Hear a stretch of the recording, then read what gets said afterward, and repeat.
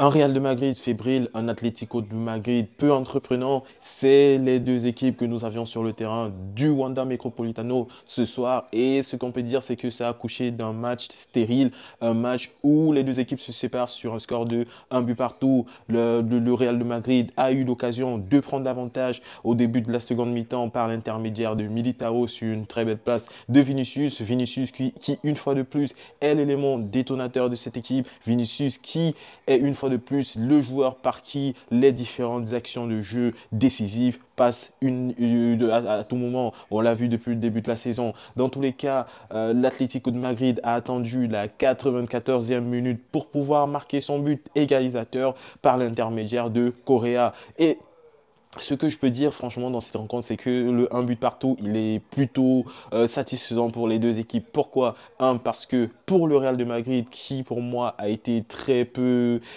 c'était poussif, je n'arrive pas réellement à saisir quelles étaient les intentions de Carlos Ancelotti dans cette rencontre. L'animation offensive était très très difficile à décerner avec deux attaquants en pointe avec Rodrigo et Vinicius. L'animation était totalement différente à l'accoutumée. Il faut rappeler que Kylian Mbappé était blessé et Kylian Mbappé n'était donc pas présent sur la feuille de match aujourd'hui. Maintenant, on se retrouve avec un Atlético de Madrid qui, comme à son habitude, n'a commencé à réellement jouer dans cette rencontre qu'à partir de la 75e minute de jeu parce que je ne sais pas, mais cette saison, l'Atlético de Madrid a cette fâcheuse tendance à marquer la plupart de ses buts. On parle là de 6 buts sur 14 à partir de la 90e minute. Je ne sais pas si vous arrivez à saisir, mais c'est en moyenne 45% de leurs buts qui sont marqués à partir de la 90e minute. Ce qui veut dire que c'est une équipe qui est assez poussive dans les matchs et réussit à se débrider au fil du temps, au fur et à mesure que la rencontre évolue. Dans tous les cas, le Real de Madrid revient à 3 points du FC Barcelone qui est tombé hier face à Osasuna à 4 buts à 2. Le Real de Madrid se repositionne à une victoire du FC Barcelone et potentiellement la course pour la Liga est, on va pas dire relancée, mais reprend de son attrait et reprend un peu tout petit peu de façon intéressante.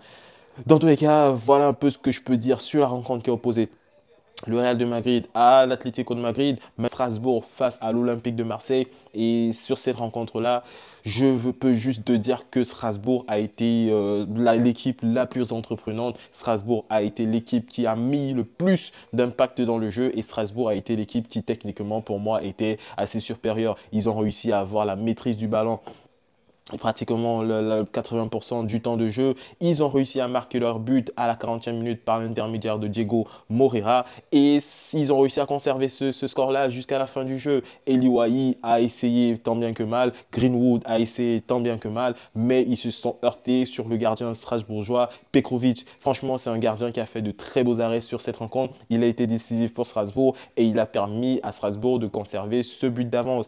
Donc, l'Olympique de Marseille subit donc sa première défaite de la saison. L'Olympique de Marseille laisse s'échapper le Paris Saint-Germain en tête de ce classement. Et l'Olympique de Marseille est, on va pas dire largué, mais prend 3 points de retard sur les Parisiens qui pour moi, au fur et à mesure du temps, le temps passant, ils vont complètement rouler sur cette Ligue 1. Parce que moi, je ne vois pas vraiment d'opposition à part l'Olympique de Marseille. Mais si l'Olympique de Marseille se voit être autant fébrile face à des équipes comme Strasbourg, qu'est-ce que ça donnera face à des équipes d'un calibre un peu plus élevé? Dans tous les cas, belle performance de Strasbourg, assez mauvaise performance de la part de Marseille. Eli Wahi, pour moi, mitigé. Franchement, c'est très mitigé. Eli Wahi, je ne sais vraiment pas s'il mérite franchement d'être titulaire dans cette équipe. Moi, je verrais plus un joueur plus combatif comme Neil Maupay prendre sa place et j'espère vraiment voir cela se réaliser dans les rencontres suivantes. Deserbi a du travail, Deserbi a une animation offensive à remettre sur pied et Deserbi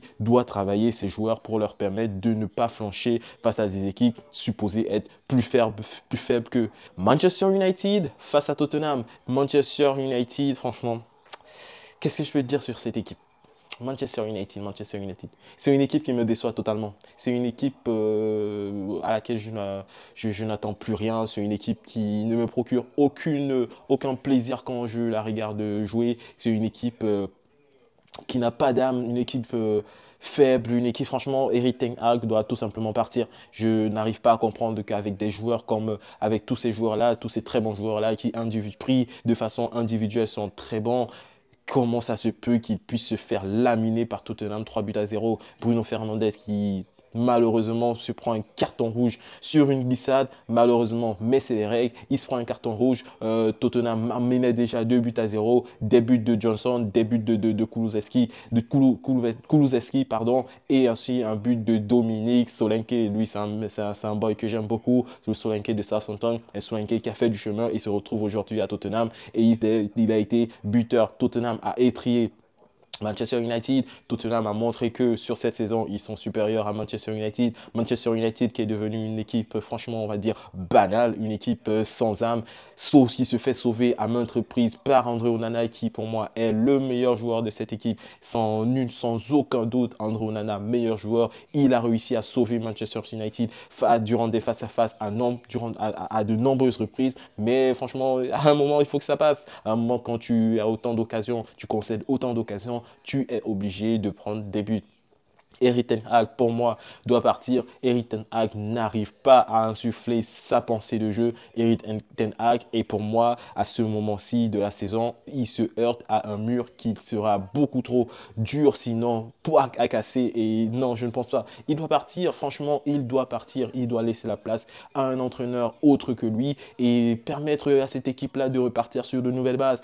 Parce que franchement, si on doit compter sur ce Manchester United-là pour essayer d'aller chercher un quelconque résultat cette saison, je pense qu'on se met un très gros doigt dans l'œil. Ça ne va rien donner. Cette équipe est déjà morte avant même la moitié de ce championnat. C'est terrible. C'est un désastre total. Et cette équipe-là doit s'arrêter. Là, franchement, Erik ten Hag doit partir. Un nouveau coach doit arriver et insuffler une nouvelle vision à cette équipe pour leur remettre les idées en place et potentiellement créer un électrochoc qui va permettre à ces joueurs-là de revenir à leurs bonnes vieilles habitudes. Dans tous les cas, les amis, ce fut un plaisir de vous parler. Surtout, n'oubliez pas de vous abonner à cette chaîne Ivanovic. C'est un plaisir de vous parler au quotidien. Si vous voulez continuer à m'écouter, n'oubliez pas franchement de vous abonner, de liker et de commenter parce que ça m'aide pour le référencement sur cette plateforme. Du coup, je vous dis, prenez soin de vous. Peace, la famille.